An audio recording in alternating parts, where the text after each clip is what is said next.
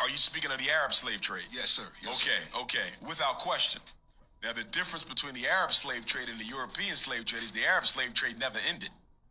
The Arab slave trade is going on right now, and I would personally fault many African-American Sunni Orthodox Muslim leaders for hiding the Arab slave trade under the umbrella of their religion.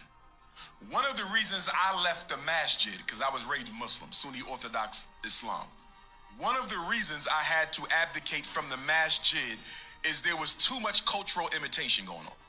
I'm not an Arab, and black people didn't leave the white man's Christianity to go to the Arab's Islam.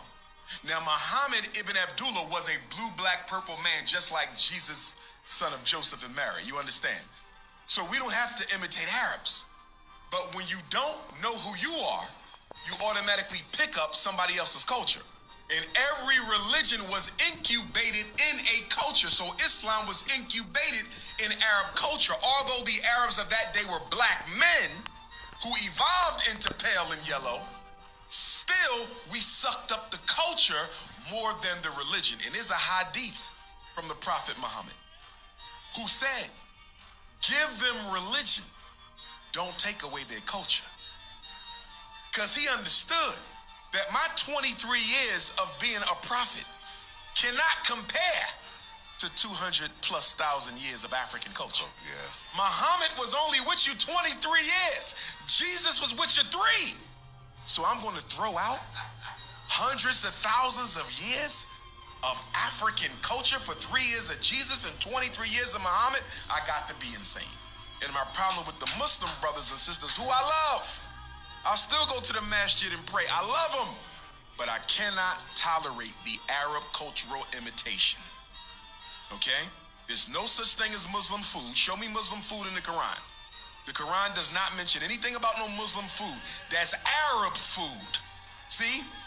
And you're taking Arab culture and you're putting it in your religion and you're making it divine. And that's why I agree with Dr. Yusuf bin Yaqin, Garveyite scholar, ancestor now, grandmaster teacher, when he said, religion is the deification of culture. Religion is the deification of culture. When Leonardo da Vinci painted The Last Supper in 1482, 10 years before Columbus, that white Jesus still with us now. Still in the black church now. That white Jesus, that pale-skinned, blue-eyed, blonde hair, deified white people in the minds of Africans.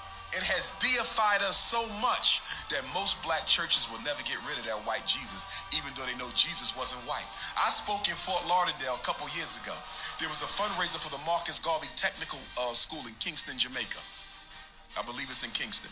But the Marcus Garvey Technical School of Jamaica had a fundraiser and I keynoted, right? I met a brother there from Jamaica. He said, Dr. Umar, let me tell you a story. True story. He said, I belong to a church in Jamaica that has a white Jesus.